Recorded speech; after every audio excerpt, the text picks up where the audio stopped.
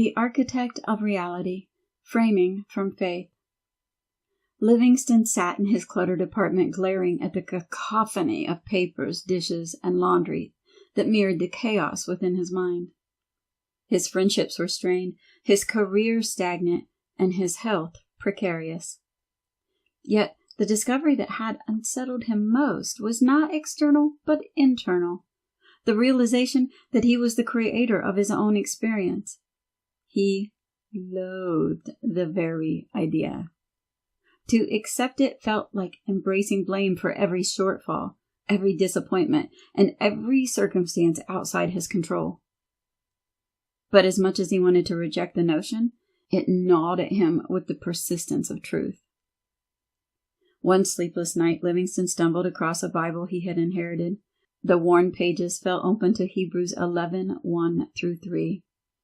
Now faith is the substance of things hoped for, the evidence of things not seen. For by it the elders obtained a good report. Through faith we understand that the worlds were framed by the word of God, so that things which are seen were not made of things which do appear. Intrigued, but skeptical, he began to ponder these words. The notion that faith is the substance stirred something in him. Could it be that faith wasn't merely a nebulous abstraction, but an actual formative force? And if so, could the chaos of his life be the product of misguided faith, unwittingly shaping his world?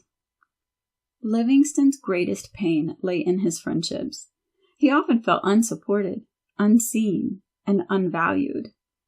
In truth, he spent most of his time nursing grievances, mental lists of ways his friends had failed him. The bitterness weighed on him like a chain. One evening, after another disappointing interaction with a friend, he muttered aloud, "If I could frame a world, it wouldn't look like this." The words echoed back to him, and suddenly Hebrews 11:3 came to mind. The worlds were framed by the word of God. He froze. If my words create my world, then what have I been saying? He began to examine the language he used about his friends. The results were damning, judgment, complaint, resentment. He realized that he had been wielding his word, both spoken and internal, to frame a world of discord. Livingston decided to conduct an experiment. He would frame a new world, a harmonious one, using the principles he was beginning to grasp from Hebrews. First, he acknowledged that faith itself was the substance from which his desired harmony would be formed. He couldn't rely on visible evidence to convince him that his friendships could change. Rather, he had to trust the invisible, unmanifested potential. Next, he shifted his perspective. He began to conceive of harmony not as something his friends needed to provide for him, but as something he could create within himself. If harmony already existed as an unseeable reality, his role was not to demand it from others, but to activate it through faith. Livingston started affirming, "I live in a world of harmonious friendships. My relationships are enriching and mutually supportive." Every time old resentments surfaced, he consciously replaced them with these affirmations. Over time, his internal dialogue transformed, and with it, his perception of his friends. The results of Livingston's experiment were both subtle and profound. He noticed that his friends began responding to him differently. One friend, long aloof, invited him to lunch and shared a heartfelt apology for past neglect. Another began showing up unprompted with small acts of kindness. Yet the greatest change was something Livingston found within himself.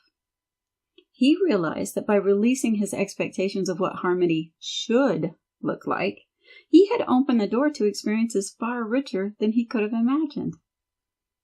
Harmony, he saw, was not the absence of conflict or the constant validation he had once craved. It was a state of being that arose from his alignment with faith. And as he embodied this harmony, it naturally extended to those around him. In creating his own world, he had also shaped theirs. Livingston's transformation reached its apex one afternoon as he sat with his friends around a fire pit, laughing and sharing stories. For the first time in years, he felt truly connected. It didn't look like he had envisioned Harmony looking. His friends didn't go out of their way to be supportive. Rather, the sense of camaraderie, love, and tenderness flowed from his friends to him, and from him to them. The invisible substance of faith had indeed become the tangible evidence of harmony, and it was perfect in every way. Reflecting on Hebrews 11, he marveled at the depth of its truth. Faith was not only the means by which he created his world, but also the good report he had long sought. And the framing of his world by the Word of God was not some distant, divine act, but an intimate process. His words, aligned with truth, were the tools of creation. Livingston's story became a testament to the transformative power of faith and the catalyst of all creation. For as he framed his world anew, he became a co-creator of peace, harmony, and abundance for himself and for everyone whose life he touched.